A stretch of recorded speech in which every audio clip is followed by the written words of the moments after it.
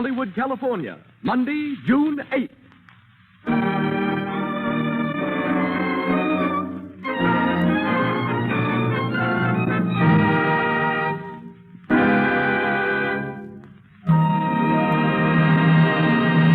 The Lux Radio Theatre, presented from its new home on Hollywood Boulevard, Hollywood, California.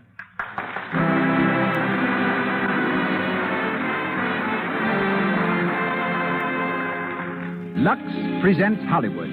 Such great personalities as William Powell, Myrna Loy, W.S. Van Dyke, Theda Bara, James Seymour, Minna Gamble, Porter Hall, and many others will take part in this presentation sent to you by the makers of Lux Toilet Soap, the beauty soap of the stars.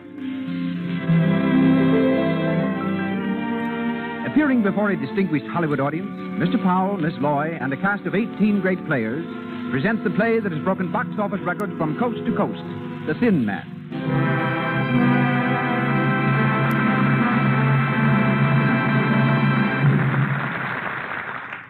And as producer tonight, we present the director who did The Thin Man on the screen, together with such triumphs as Naughty Marietta, Trader Horn, Rose Marie, I Live My Life, and countless other smash hit pictures. Mr. W.S. Van Dyke.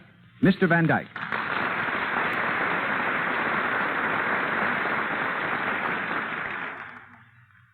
Hello, everybody. Well, it's a great scene at the Lux Radio Theatre tonight. In our audience, we have Betty Davis, Jimmy and Lucille Gleason, Bob Armstrong, Ole Olson of Olson and Johnson, Stu Irwin, Jimmy Starr, famous communist, Evelyn Venable, Mr. and Mrs. Leon Schlesinger. Maybe it would interest you a little inside information on the show we're doing tonight, The Thin Man, and about William Powell and Myrna Loy, who are going to do it for you. As you know, The Thin Man was a best-selling novel by Dashiell Hammett. Hunt Stromberg, down at the studio, MGM, got a hold of it and brought it to me. Woody said, if you'll make this picture, I'll buy the story. Well, I read it, and while it was a good enough mystery story, there was something else about the book that struck me. Here was something new and fresh and very charming. A romance between a man and his wife. It's a story of a couple of kids that understood each other and had a blessed confidence in each other. Beneath all the casualness and all the wisecracking, there's a lovely, wholesome relationship. Something really deep and sweet and inspiring. Well, we decided to make the picture. Albert Hackett and Francis Goodrich wrote a swell script. William Powell and Myrna Loy played the parts. And how? They played them beautifully, because Powell was just Powell and Loy was just Loy. Both of them wisecracking all the time and clowning right through the picture. I suppose you know that plenty of motion pictures take from 2 months to a year to shoot. We did The Thin Man in 16 days, retakes and all. Of course, it wasn't a pretentious picture. We didn't make it as one. I hate epics. But it is evident that people liked it. It has been very interesting to study out how they could tell this story on the radio. Bill and Myrna have had a lot of fun getting it ready for you, just as they did making the picture. And from the original story, from the original motion picture cast, we have, and are fortunate in having, Minna Gamble, Porter Hall, William Henry, and Thomas Jackson here tonight. So here we go, with William Powell and Nick Charles, and Myrna Loy as Nora in The Thin Man. Here they come, Bill Powell and Myrna Loy.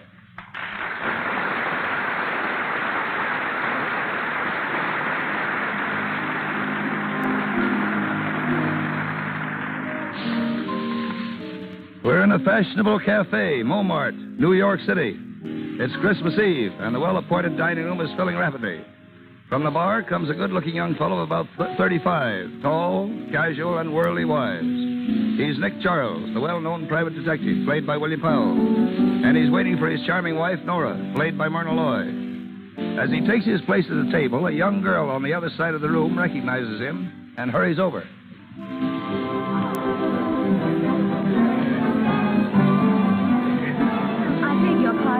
Aren't you Mr. Nick Charles, the detective?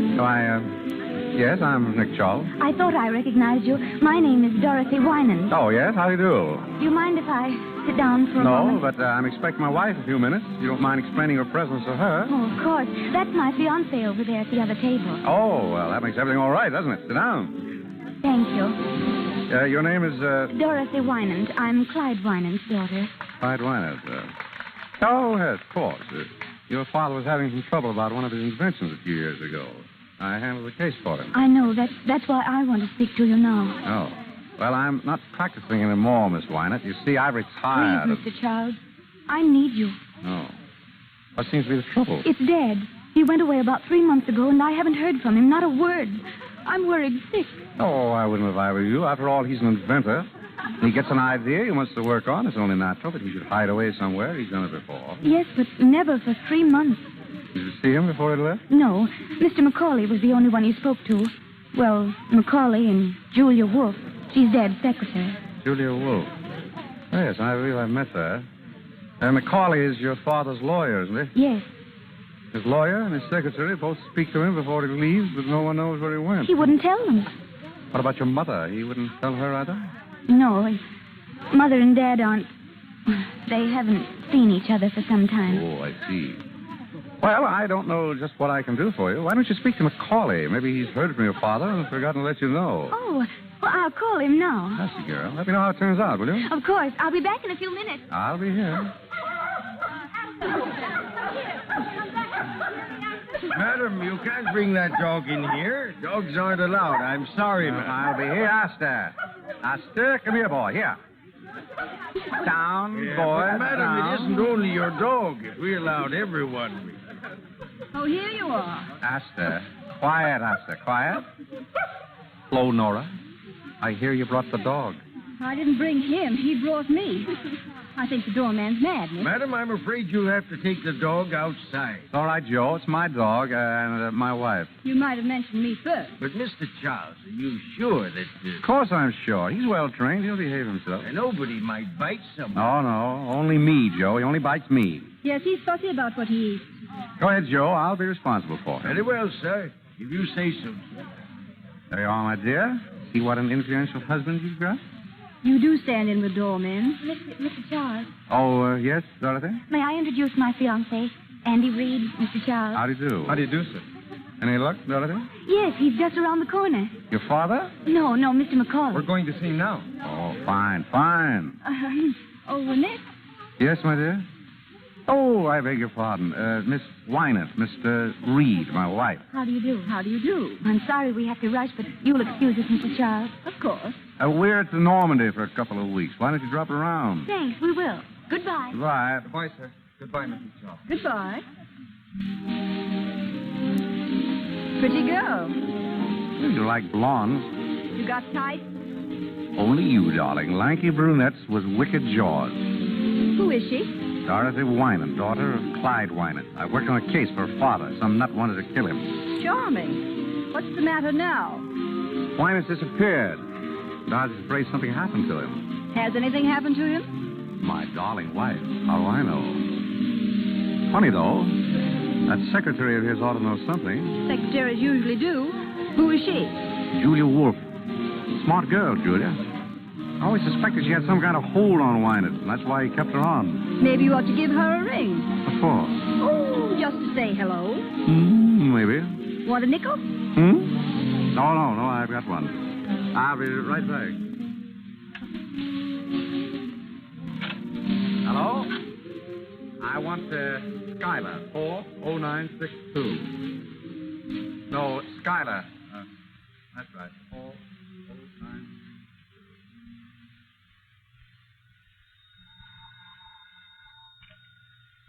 Hello? Yes, Julia Wolfe speaking. Who? Oh, hello, Mr. Charles. Yes? What was it you wanted to... Oh, no, I don't. He didn't tell me. Not a word. I'm sorry. That's all right. Goodbye. Morelli. Coming. Well, who was that? Nick Charles. The detective? He wanted to know where Wynant was. Oh, yeah? Why? He didn't say. Did anyone see Wynant come here that night? The night you and him had the scrap? I don't know. Oh, no? Well, I guess I'll scram. Wait a minute, Morelli. Where are you going? Oh, taking a little stroll, that's all. If Nick Charles is going to pop up around here, I want to be far away when he does. Ah, don't be a fool, Morelli. Fool, huh? Hey, listen, sister, I got a record 9-inch and to come face to face with no dick. Sit down, Morelli. You need money, don't you? Yeah. What about it? You got some? Plenty. I'm Winan's secretary. Oh, yeah? What do you mean by that? Wouldn't you like to know?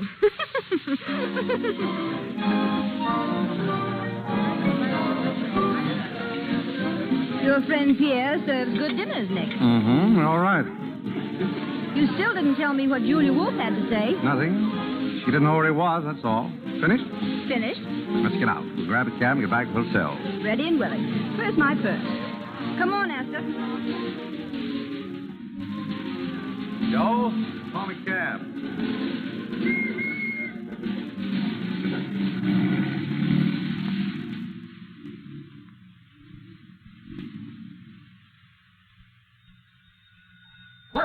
Hello? Hello? Esther, be quiet. Stop it. Hello? Yes? Who is it? Miss... Oh, he is. I see. Thank you. Oh, Nick. Yeah? It's Mr. McCauley. He's on his way up. Call, eh? I wonder what he wants. Isn't he Winan's lawyer? Yeah? Maybe he's got some news. Well, he ought... Say, you're worrying an awful lot about this business. Forget it. I'll open it. I'm Mrs. Charles. Come in, Mrs. McCauley. Hello, McCauley. Well, hello, Charles. Well, how are you? Fine. Sit down. Thanks. Dorothy told me you were here. I took the liberty of coming to see you. Of course. Charles, what's Mimi up to? Mimi? Oh, Dorothy's mother. Does she have to be up to something? She usually is, trying one way or another to get money out of Winant. I wanted to find out if you were, sleuthing for her. I haven't been a detective 4 years. Oh, you don't say. Oh, my wife's father died and left her a lumber mill, a narrow gauge railroad, and, a couple of other things. I'm looking after them. I see. What's all the fuss about? Is Winant in hiding? Well, you know as much about it as I do. I haven't seen him in 3 months. He sends word through Julia Wolf when he wants money. I give it to her, and she gives it to him. Mine? Hello? Oh, just a moment, please. It's for you, Mr. McCauley. Your office. Oh, thank you. Hello? What? He is? Oh, where is he? Oh, very well. Well, he's back in town. Mr. Winan? Yes, thank heaven. He's waiting for me now. Well, I've got to rush. I'll tell you, it's no joke working for a man like that. Oh, goodbye, Mr. Charles. Goodbye, Charles. So long. Merry Christmas. Same to you.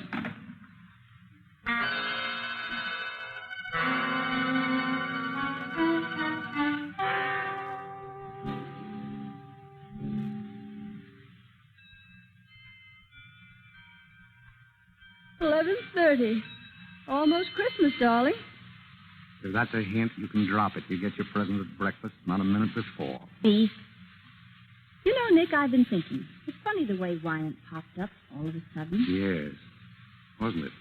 You think there's anything behind it? Why should there be? I don't know. It just strikes me as being funny, that's all. You're nearer than I am, darling. Hello? Speaking. Oh, hello, Dorothy. What? What? When? Oh, I see. Well, yes, of course I'll be here. What is it, darling? Darling, what is it? Julia Wolf has just been murdered.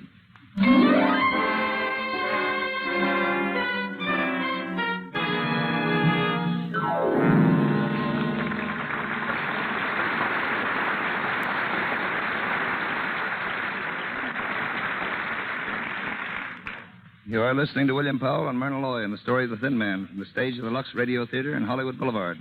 Before we go on with the story of Nick and Nora, we want to take you on a quick tour of Hollywood.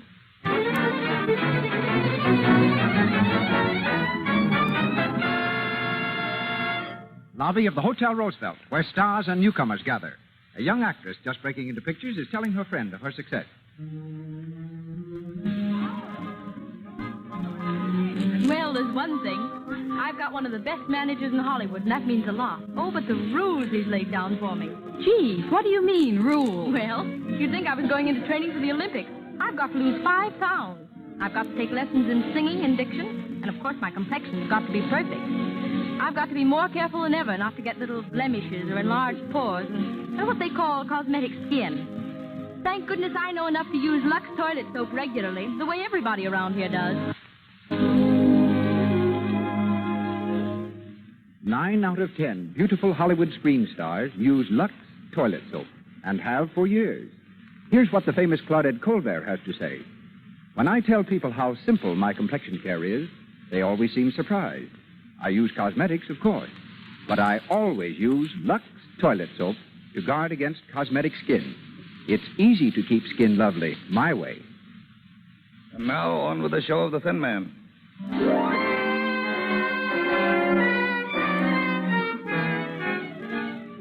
An hour has gone by since Nick heard about the murder of Julia Wolfe. In the living room of their suite at the hotel, Nick and Nora are listening to the radio.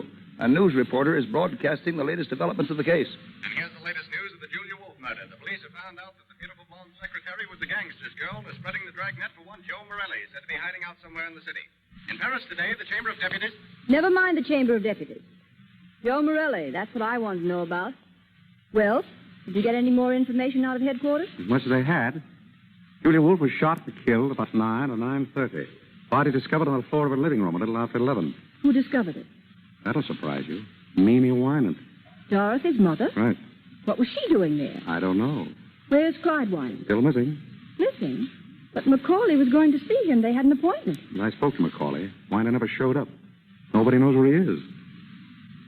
It's going to be pretty tough on Dorothy, isn't it? Meaning what? Meaning that it looks as if Clyde Wynant skipped one appointment in order to keep another with Julia Wolfe. You think he killed her? Oh, it's just a guess. You're the detective around here, darling. Oh, that's Dorothy. Said she wanted to see me. Well, come in, Dorothy. Thank you. Is anyone here? That's Nora. Have a seat. Oh. Hello, Dorothy. I'm sorry for breaking in on you like this. Oh, that's all right. We're used to it. Anything wrong? Julia Wolfe is dead. Yes, we know that. Here's the gun she was shot with. What are you trying to tell me? That you did it? Yes. I hated her. She kept me from seeing my father. I went down there to ask her where he was. She wouldn't tell me. I shot her.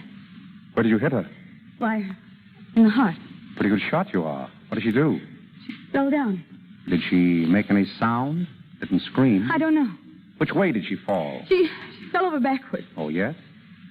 People fall toward a shot, you know, not back from it. I knew you were lying. Oh. All right, come on, now, brace up.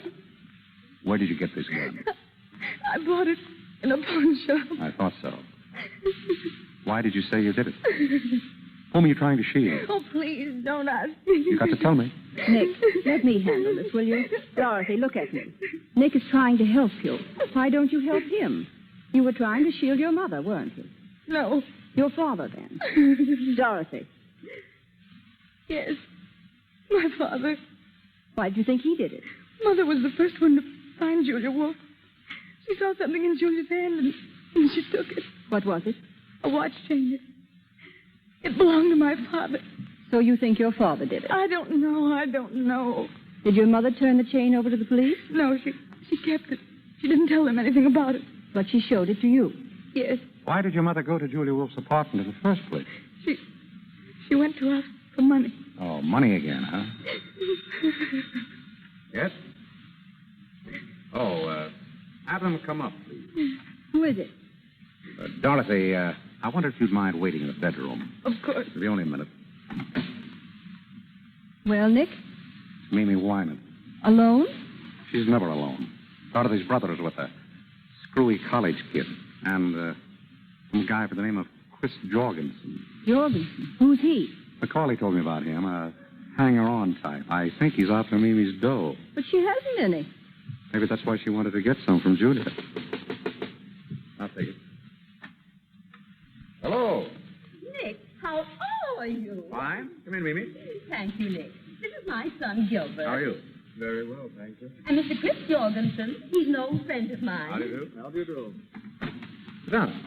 Sit down. My wife, Mrs. Wynant, Gilbert Wynant, and Mr. Jorgensen. How do you do?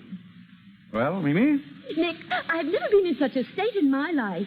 You know, of course, that I was the one who found Julia Wolfe. So we've heard. Oh, my dear, it was terrible. I walked in and there she was, lying dead on the floor. I meant to ask you, Mother, was there much blood? Gilbert, don't be so morbid. But I'm interested in murders. You know, Mr. Charles, I formed a theory about this one already. So? In my opinion, the man who did it... Gilbert, be quiet. You don't know anything about it. Oh, but I do. Be quiet. You were saying, Mrs. Wyman? About finding Julia Wolfe. I was simply petrified, and such a mystery. Clyde Winans crazy, absolutely crazy to stay away at a time like this. No wonder the police think he had something to do with it. What do you think? Oh, I know he didn't, but I wish I could find him. I have something very important to tell him. And Macaulay won't help at all. He thinks I just want money. Well, don't you?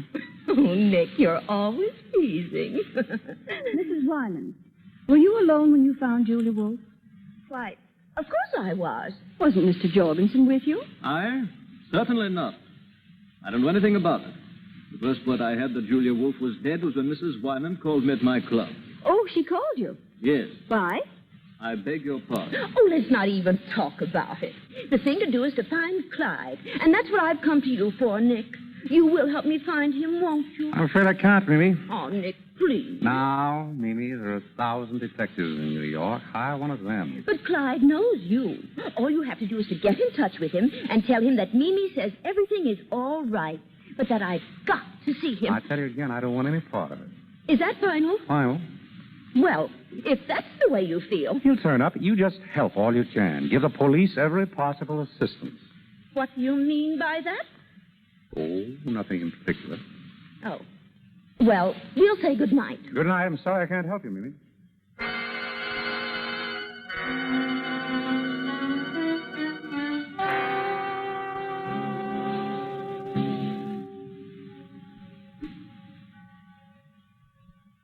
Hello. Is this the Normandy Hotel? I want to speak to Mr. Charles. Yeah, Nick Charles. Hello, Mr. Charles? Say, I'm sorry I woke you up. But, Mr. Charles, I'd like to lay a proposition before you. It's about the murder of Julia Wolfe. Well, what's the difference who I am? Wait a minute. All right. Wait a minute. Don't hang up. I'll tell you who I am. But you got to keep it under your hat.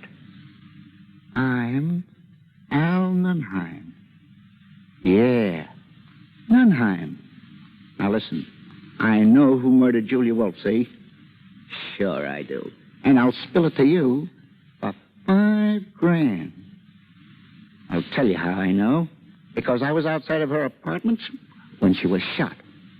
And I saw the one who did it.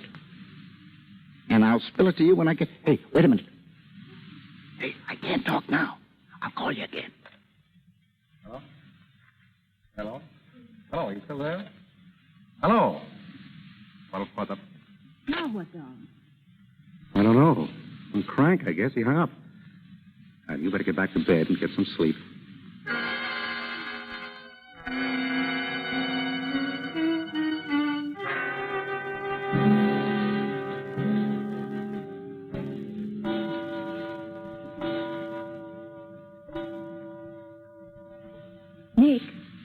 Nick, are you asleep? Yes. Good. I want to talk to you. That's jolly. Don't you think you'd like to go back to detecting once in a while just for the fun of it? Can't you get to sleep? No. Everybody says you were a grand detective. They were kidding you. I'd like to see you work. Tomorrow I'll buy you a whole lot of detective stories. Oh, that poor girl's in an awful spot. There's nothing I can do to help her. She thinks you can. It wouldn't hurt you to find out if you could, would it? Darling, my guess is that Wynant killed Julia and Dorothy knows it. And the police will catch him without my help. Now, please put out the light. I'm tired. Oh, all right. But I'm mad at you. Mm-hmm. Nick. Hmm? Did you hear a knock? Mm-hmm. Shut up, Astor. You want to answer it, Nick? Oh, good Lord. All right, stay in bed. I'll do it myself. Well? Mr. Charles here. Yes? I gotta talk to him right away. What about? What's going on? What's going on? There's someone to see you, Nick. That's great. I was afraid I'd have to go to sleep. Come in. Yeah. How about a chair, Mr. Stay where you are, both of you. I got you covered, so don't move. A stick-up. No, it ain't a stick-up. I got to talk to you, Mr. Charles. I want you to tell me something, and I want you to give it to me straight.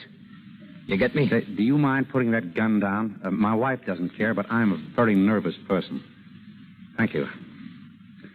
All right, shoot. What's on your mind? You don't need to tell me you're tough. I heard about you. I'm Joe Morelli. I've never heard about you. I didn't bump off Julia. All right, you didn't. I haven't seen her in 3 months. We were all washed up. Why tell me? I wouldn't have any reason to hurt her. She was always on the up and up with me. But that dirty little rat, Nunheim, well, he got sore because she liked me and hated him.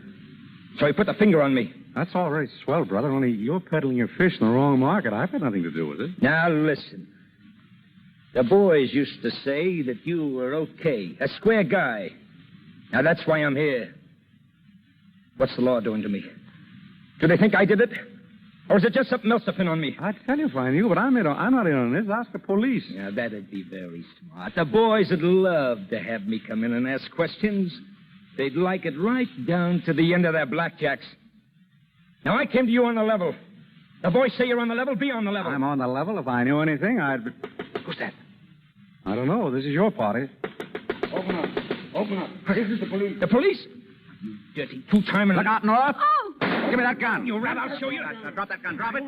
You'll double cross me, will you? Come on, drop it. Give it to me. Give me the gun. Grab it. Let me go. Let me go, I said. I'll take that gun. Thanks, officer. You almost had me. Get some water, Joe. Nora. Are you all right, Nora? I'm Inspector Gill of the Homicide Squad. You're in a good place, Inspector. Who's that woman on the floor? My wife. This guy shoot her? No, he tried to shoot me. I socked her on the jaw to get her out of the line of fire. I guess I hit her too hard. Nora. Oh. Look at me, Nora. Are you all right, darling? Oh. You darn fool. You didn't have to knock me out. I knew you'd take him, but I wanted to see you do it. She's all right. Okay, Slattery. Take Morelli downstairs. Don't push. I said don't push. How'd you people have to pop in, Inspector? We hear this is getting to be a sort of a meeting place for the Winans family. So we figured we'd stick around in case the old man himself shows up. Then we seen Morelli sneak in, and we decided to come up. And it was pretty lucky for you, too. Yeah. Morelli a friend of yours? I never saw him before. What's he want of you? Wanted to tell me he didn't kill Julia Wolfe. What's that to you? Nothing. What did he think it was to you? Ask him. I don't know. I'm asking you. Keep on asking. Oh, so you're going to keep mum, huh? All right, Mr. Charles. I won't bother you tonight, but I'll be in tomorrow morning, and I'll have plenty of things to ask. Good night. Thank you, Inspector Gill. Next time you come, try to stay longer.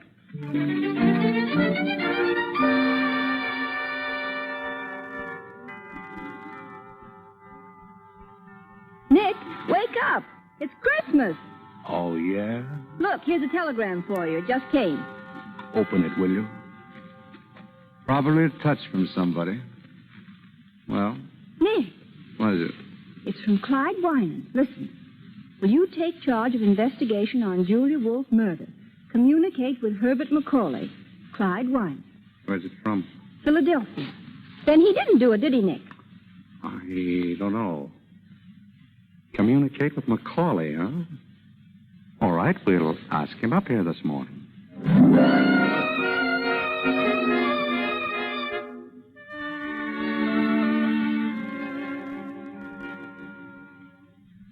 There you are, McCauley. What do you think? He wants you to handle the case. Yes. Huh? Well, what are the chances of you doing it? Slim. Oh, please, Nick. Quiet, dear. I wish you would, Mr. Charles. Would it help any if I could persuade him to meet you? You might. I had word from Wynant myself last night. He gave me a code message to insert in the newspapers in case I wanted to get in touch with him. It wouldn't do any harm to put it in. I'm sure you could clear this up. Oh, Wynant will only come back. It doesn't look well he's staying away at a time like this. Yes? Oh, just a minute. For you, Mr. McCauley, police department. Police department? Hello? Where? In Allentown. Yes. Well, when's the next train? Right. I'll get that. Well? Wynant's tried to commit suicide. They want him to go down and identify him. Well, Yes, this changes the whole story, doesn't it? That looks like an admission of guilt. Oh, I had such hopes. I thought if you got on this case... well. Well, it's no use thinking about it now. Well, I'm sorry to have wasted so much of your time. You'll excuse me, won't you? Of course. Goodbye. Bye. Well, that's that. A finish. What's the matter with you? All the mystery's all gone. And I wanted you to find out who did it. Maybe I will. But Winans. I don't believe he did it. Why don't you? No reason. Just a hunch. But I'm going to find out. Come on, Dr. Watson. We're going places. I want to speak to Inspector Gill.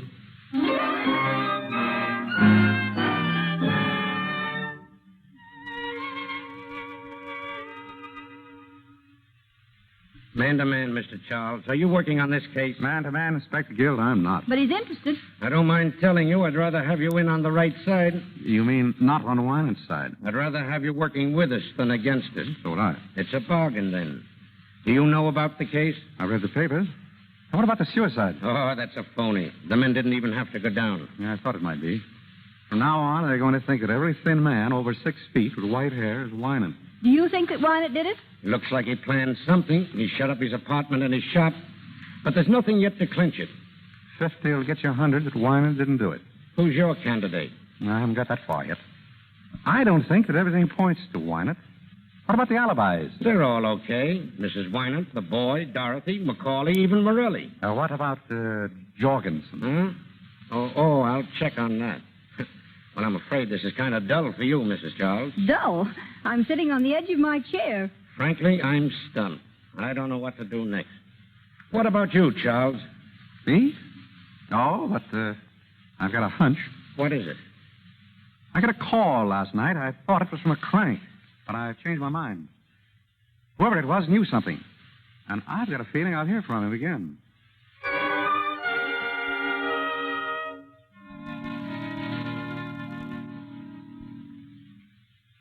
What time is it?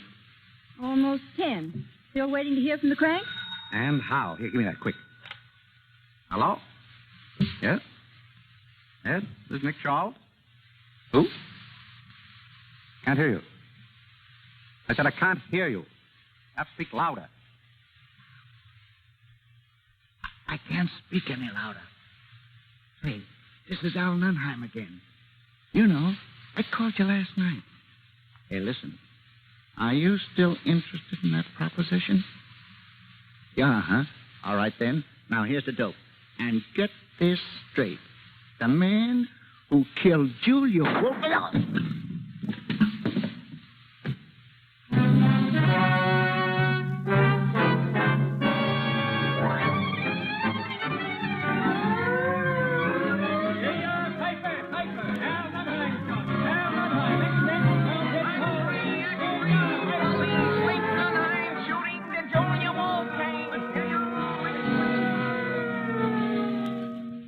What's this, Gill? You think Winans killed Julia Wolf and Nunheim? Right. Why?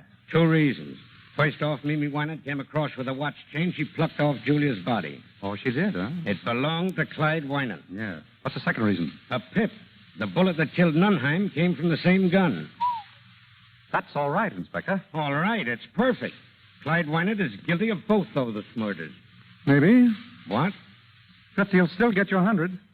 I say Winans innocent. You can say what you want, but I'm spreading a dragnet for that guy over every town in these United States. And I'll get him, too.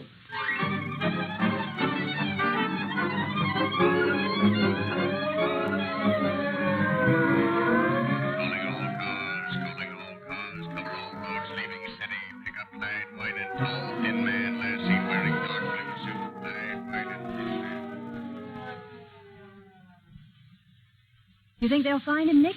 He must be in New York. Probably is. Oh, it's getting me down. I saw Dorothy today. Yeah? What? She's broken off her engagement. What for? Oh, don't ask me. She was a little hysterical. Something about not wanting to ruin her fiancé's life. Daughter of a murderer and all that. Oh, poor kid. Well, see you later, darling. Where do you think you're going? I'm going to take us for a walk. He's just been for a walk. We're going sightseeing, aren't we, Esther? Nick, what are you up to? I've got a hunch. I'm going down to look at Winans' shop. I want to find out why it's closed. Well, why shouldn't he close it? He went away. He went away lots of times when I knew him, but he never closed his shop. I've got a hunch something's up. You mean he might be hiding there? I don't know, but this thing's got my goat. I've got to find out. Nick, I won't have you going down there at this hour of the night. He's a crazy man. He might kill you. It'll be all right. I've got Asta to protect me. All right. Go on. Go on. See if I care. But it's a dirty trick bringing me all the way from New York just to make me a widow. You wouldn't be a widow long. You bet I wouldn't. Not with all your money. You dog. Goodbye, darling. Nicky, take care of yourself, won't you? Sure I will. Don't say it that way. Say it as if you meant it. Why, I believe the little woman cares. I don't care. I'm just used to you, that's all. Sure. So long, darling. Come on, Asta. Come on, come on. Goodbye. And call me, darling, please. I'll be waiting to hear from you. Asta, if you let anything happen to him, you'll never wag that tail again.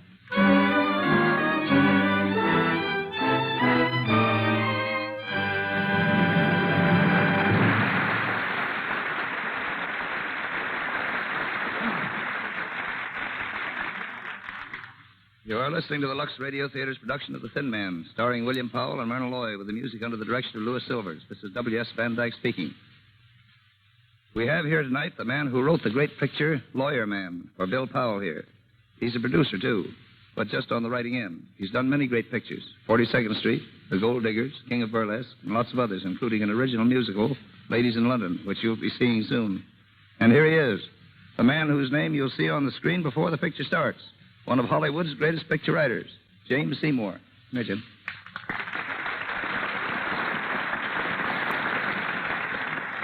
Thanks, Woody. I've been a movie writer for 10 years. That's the first kind word anybody has said to me. Listen, Jim, the average person thinks a movie writer is a fellow that sits by himself at a typewriter, hammers out a lot of dialogue, and hands it in. Would you like to correct that impression? I certainly would. Nobody works alone and by himself to make a picture. It's a matter of constant cooperation between producer, director, technician, actors, and the writers. Some of the best story ideas come out of the conferences. Jim, how many writers would you say there are on an average picture? Plenty. Believe it or not, I've seen pictures where there were more writers than actors. If all the people who contributed to the story got screen credit, it would look like a page from the telephone directory. You've written on both the stage and screen, Jim. Tell the folks how they're different. Well, pictures have less talk, but they tell more in less time. Like concentrated foods, all the good and none of the waste. In the theater, everything must be brought to the audience. On the screen, you take your audience wherever the camera can go.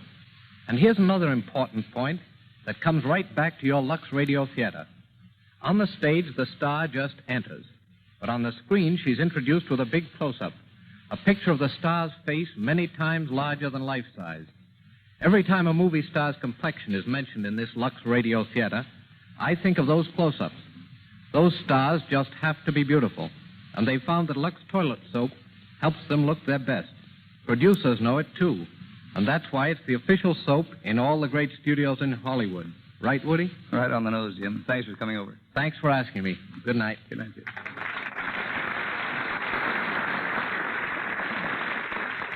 We pause for station identification. This is the Columbia Broadcasting System. The Thin Man.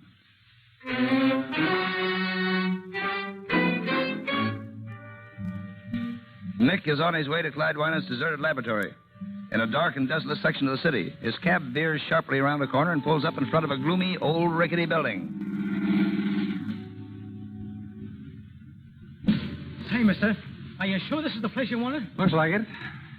Come on, Asta, jump. How much owe you? $1.20. Or do you want me to wait? No, never mind. Oh, that's good. You know, this ain't no neighborhood to be in at 2 o'clock in the morning. I want to get out of here. There you are. Thanks. So long. Come on, Asta. Come on, what's up with you?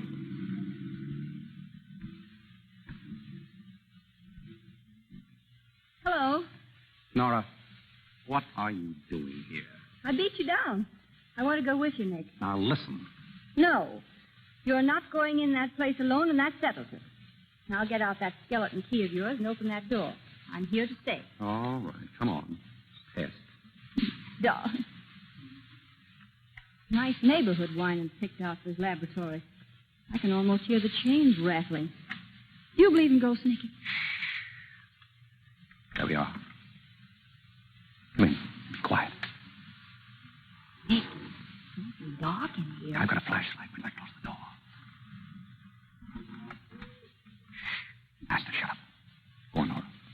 way? Straight ahead till we get the layout of the place. Looks awfully big to me. You can't even see into the corners. Don't let the shadows frighten you. Who's frightened? Hold it. What's the matter? This looks like Wynant's work table. More like a slab in a morgue.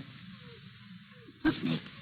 There's a cement floor all around. Yeah, probably a lot of weight goes on that table. Come on. Where to now? There's an old desk over there by the wall. I want to take a look at it. What do you expect to find? Oh, if I knew what I'd find, I wouldn't be... Nick. What's it, Nick? There's a loose board, I guess. It sounds like somebody was walking over that way. Oh, just your imagination. There's no one in here but us. No. What about Wyman? This is his workshop. Why couldn't he be hiding out here? What's that? Asta. Asta, come here. Scratching on the cement around the work table. Asta. Stop it. Stop it. Did you hear what I said, Asta? Nick, look at him. He's after something. I've seen him scratch the ground like that when he was looking for... Asta. Nora, look. Look at this. New cement. Listen. Nick. It's hollow. I wonder if I could find something to dig it up. There's an iron bar on the table. I just saw it. Here it is. Ah, good. Now, if I just knock a hole in that cement, we'll find out what's under there. Oh, Nick, I'm scared. Asta, quiet. Keep away, Nora. Asta, come here. Once more. There she goes. I'm through the cement. Nick. Asta, get away from there. Get away. Nick, what is it? What's he after? We must get Inspector Gill here. What's under there? The body. Must have been there for weeks. Oh, Nick.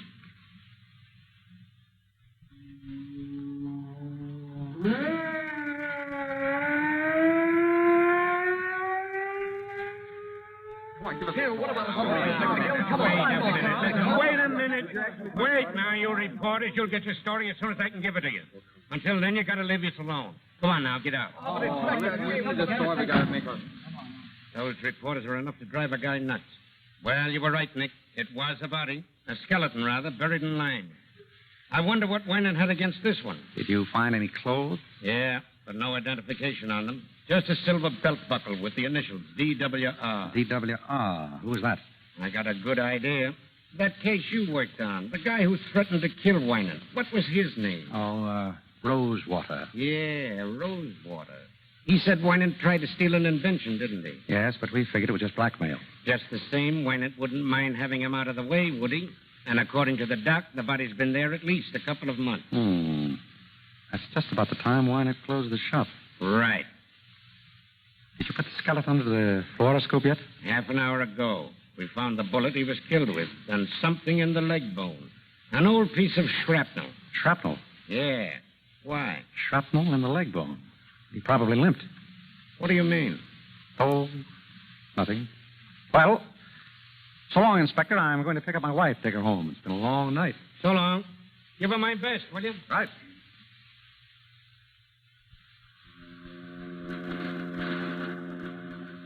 Where are we going, Nick? Back to the hotel, my sweet. Pack our bags and take a nice trip somewhere. A trip? Oh, no. My soul, woman, I gave you 3 murders and you aren't satisfied. I want you to stay and find one. I did find him. What do you mean? He was down in the shop. Nick. It was his body that was buried there. Wynan's body? Yep. But they all said it was Rosewater. Oh, that's what they think. What makes you so sure it's Wynan's body? Several things. Clothes, for instance. They were carefully preserved. The body was just as carefully destroyed. The person who killed him counted on one thing, that all skeletons look alike. Well, don't they? Sure. But I remembered that Wynant had some shrapnel in his shin. They found it under the fluoroscope. How long has he been dead? A couple of months, anyway. Then he couldn't have committed those other murders. Smart gal. Wynant dead. Does Dorothy know? No, nobody but you. I didn't even tell Gil. Why not?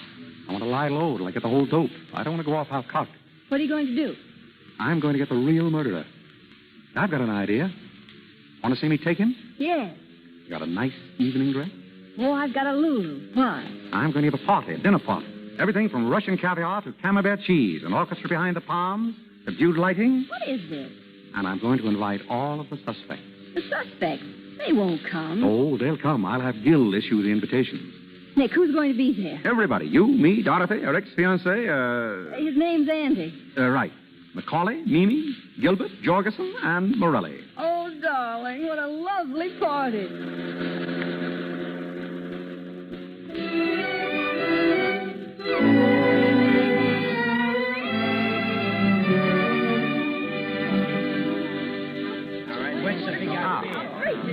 Good evening, everybody. Mr. Charles, what is the meaning of this? The meaning of what, Mimi? Why were we all rounded up like common criminals and brought to the dinner? To eat, Mimi, and talk. Will everyone please be seated? Dorothy here. Thank you. Andy, next to her, please. Oh, but Mr. Charles, we... Please.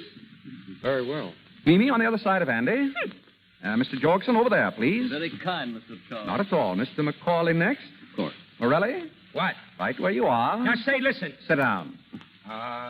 And, Gilbert, you can sit just opposite Mama. Mr. Charles, I have a theory. We'll listen to it later. Inspector Gill, you and your men will stand by the door, please. Sure. Fine. Now, Nora, if you'll sit here by me. Delighted, Mr. Charles. Pleasure, Mrs. Charles. Now, we're all ready to begin. Will you please pass the celery, Mrs. Weiner? No, I will not. I demand to know why we are here. Before dinner? All right. I've got some important news. I've seen Wynant. You've seen Robert? Level? Certainly I mean it. That's nothing. I saw him myself. Yes, Mimi? When? Last night. He came to see me in my apartment. Oh, did he? What did he say? He didn't say very much. He wanted to know how I was and how the children were. I'm afraid you're lying, Mimi. You see, I really did see Wynant last night. Are you kidding? No. Why didn't you tell me? Why didn't you hold him? Because I found out for certain that he didn't commit the murders. No, that's ridiculous. Wait a minute. Let him have his say. Thank you. Morelli, you knew Julia. Was she jipping Wynant? Taking dough on the sly? Well, she don't say she is, but I figure she is, yeah. Thank you. Now I'll tell you why I know Wynant didn't commit those murders. 3 months ago, Wynant found out that Julia was cheating him and was splitting with some man. He went to find the man, and he did. That man was desperate. He knew that he was caught dead to rights. And at prison, staring him in the face, he took the only way out. He killed Wynant. Oh, It's terrible to tell you this way, Dorothy, but your father's dead. dead. He's been dead for 3 months. Dead. Oh. Oh, darling, don't cry, please. Oh. Oh, I know it's terrible, but isn't it really better this way? Oh, Andy. Andy. You'd better take her home, Andy. Yes, of course. Come on, darling. Let them out, Inspector. Oh, open up. Oh, don't cry, darling, please. It'll be all right now. Oh, take your big daddy. Oh, this is absurd. How can Clyde be dead? You said yourself you saw him last night. So I did. I saw him lying buried in his shop. You mean that body? Was Wynant. Perfectly absurd. And the murderer is right here in this room tonight. He's sitting at this table. What? Who is it? I don't know. But I thought if we all had a little get-together, we might be able to find out. I'll tell you as much as I know. This murderer is a very clever man. He planned the whole thing beautifully. After he killed Wynant, he wired Macaulay, using Wynant's name, and told him to shut up the shop. Then he took Wynant's body and buried it in the shop with another man's clothes to throw us off the track. He even put a belt buckle with an R on it, hoping that we'd think it was Rosewater, an old enemy of Wynant's who dropped out of sight years ago. Morelli. Yeah? Would you mind holding your knife the other way? You're worrying Gilbert. Oh, all right. Nick, if that knife is missing, I'll look for it in your back. I'll help you look. Well, after our hero had killed Wynant, he got a brilliant idea. He realized that he and Julia could still collect money. Wynant was supposed to be on a trip. No one knew where. So our dinner guest wrote letters to Macaulay, signing Wynant's name, so that Macaulay would continue to send the money to Julia. He even telephoned Macaulay. Do you remember Macaulay? The first day that you came to see me. He telephoned that he was in town. Oh, it must have been Wynant. I should have known if it weren't his voice. Oh, he was clever about that. He called when you were out. Now, that same afternoon, Julia telephoned him. She said that you were coming, Mimi, to ask about Wynant. He got terrified. He was afraid that Julia would break down and tell. So he went to Julia and killed her. and left Winant's watch chain in her hand. Mimi, what did you tell me about that? If I ever get... I don't know. Guy that did that to Julia, it makes sense. I hope you're well. Quiet, please. His plan was still working beautifully. The only hitch was a man named Nunheim who had found out something. So our hero bumped him off, too. But our hero overlooked just one item. The telegrams, wires, and telephones were all very well, but no one had seen Winant. So the murderer picked on poor Mimi here to strengthen his case. Mimi is the only one at this table who can tell us who the real murderer is. Mimi, who was it who told you to say you'd seen Winant? Nobody told me. I did see him. What did he pay you, Mimi, to stick to that story? It isn't a story. It's true. I did see Winant. He's not dead. You're lying, Mimi. But then you'd do anything for money. You're getting a good price for saying you saw Winant. I'm not going to stay here and be insulted. Sit down. You're getting a good price, Mimi. But don't forget this. 2 other people were in with him on this deal. Julia and Nunheim. When he thought they might spill something, he bumped them off. You ought to know darn well that he's not going to take any chances on you. What do you want to do, be next on his list? No. And who is he? Who paid you that money? Macaulay. You dirty little... I think that'll hold him. Oh, boy, what a wallet. Hey, nice work, Mr. Charles. There's your man, Inspector. Mr. Macaulay. I can't believe it. What do you want me to do, wrap him up in cellophane? Pick him up and get him out of here. Come on, boys. Grab him. Let me get a hand up. Nick, you took him. I knew you would. Yeah, another case like this and I'll develop into a prize fighter. Oh, Nicky, you're grand. You're glorious. I'll bet you say that to all the boys.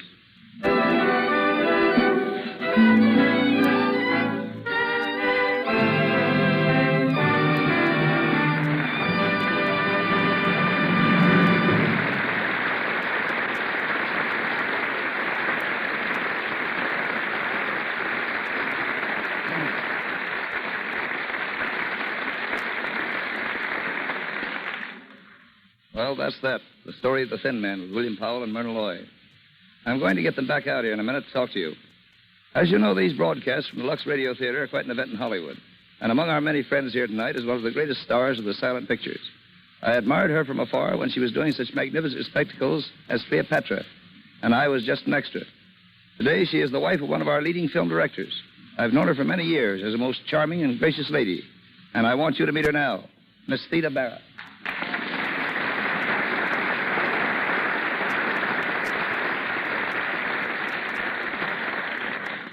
Thank you, Woody. Our Hollywood entertainment has certainly developed amazingly since I was making pictures. Yes, everything's different now. As you and I know, before pictures grew up and started to talk, we had to translate all emotion into pantomime. Oh, you may think you have trouble today, but do you remember the difficulties we had working with a split screen? We had to express jealousy, hate, love, or devotion, all in pantomime, and at the same time keep pace as the director guided us with a 1, 2, 3, 4, just as a metronome guides a pianist. Pantomime has always been one of the greatest of arts. And may I say, Miss Bara, I have always thought that you were one of the greatest masters of that art. Oh, you're very kind, Woody. We worked awfully hard making those pictures. For instance, in making Cleopatra, we had no research department at the studio. I worked myself for months with the curator of Egyptology at the Metropolitan Museum in New York. It was great fun, though. I understand, Miss Bara, you're going to make some radio appearances. Yes, I am. And I'm also going to do some motion picture work. No, that's good news. I'm considering an offer now, running through scripts and ideas. Oh, I just hope everyone will be as happy about another Theda Bara picture as I am.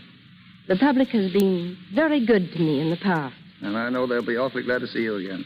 I'm sure it'll be a great thrill not only seeing you, but hearing your voice. Thanks, Miss Bara, for joining us tonight. I'm glad I could. Good night.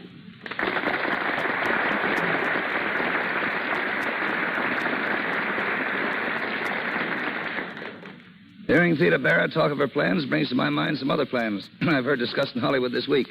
Picture people are talking about Charlie Chaplin's recent statement that he will start work on a new picture very shortly. Miss Paulette Goddard will be starred.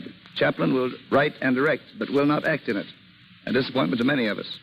Barbara Stanwyck and Robert Taylor are starting a new picture today, and I'm tickled to death that I got the job directing.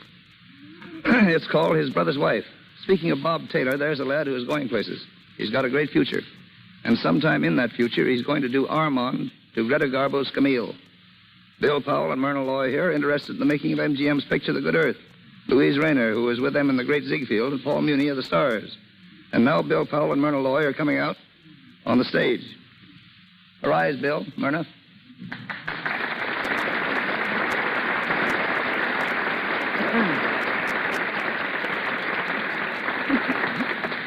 Kids, you did a great show. You're really marvelous.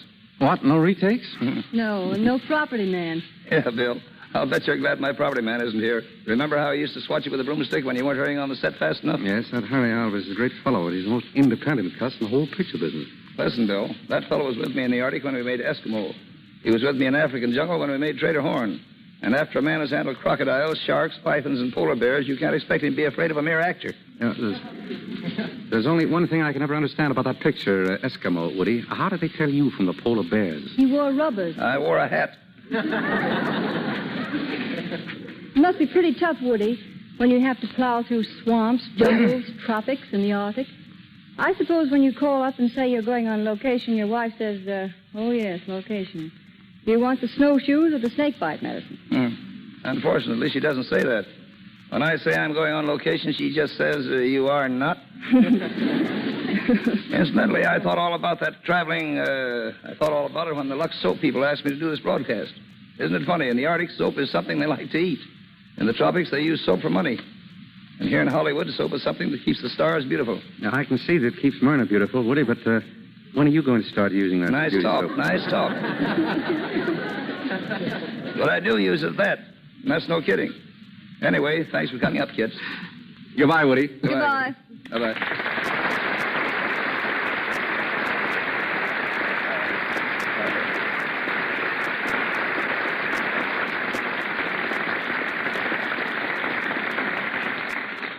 Before I tell you about next week's show, I'm going to ask our announcer, Mr. Rick, to tell you more about the cast and about Hollywood studios who are cooperating with us. Our cast of characters tonight: Nick, William Powell; Nora, Myrna Loy; Mimi, Minna Gamble; Macaulay, Porter Hall; Dorothy, Barbara Luddy; Gilbert, William Henry; Chris Jorgensen, Brett Morrison; Julia Wolfe, Margaret Brayton; Inspector Guild, Thomas Jackson; Morelli, Wally Mayer; Nunheim, Ernie Adams. Our director, W.S. Van Dyke, and our stars, William Powell and Myrna Loy, appeared through courtesy of Metro-Goldwyn-Mayer, as did Mr. William Henry, and Porter Hall through the courtesy of Paramount. The musical director of this program, Mr. Louis Silvers, appears through the kindness of 20th Century Fox. And now, here is your producer, Mr. W.S. Van Dyke. Thanks to all of you in the cast. You did a swell job. Next week, ladies and gentlemen, the Lux Radio Theatre is going to have a great show for you, and believe me, Al Jolson and Ruby Keeler are going to be here to appear in Burlesque. It was a smash hit on Broadway and then a great moving picture, and now it's going to make a marvelous radio vehicle for Al Jolson and Ruby Keeler. I think you'll like it.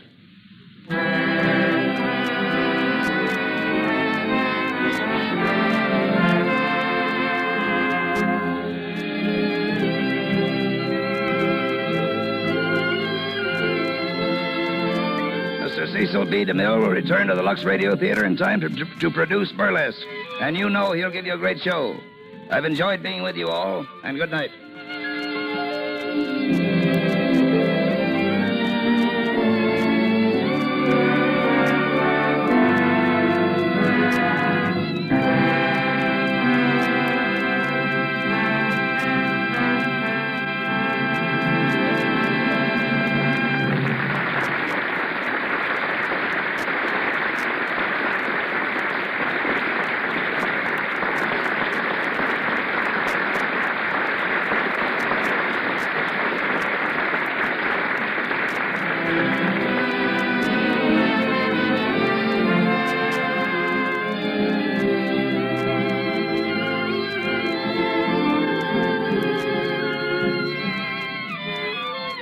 This is the Columbia Broadcasting System.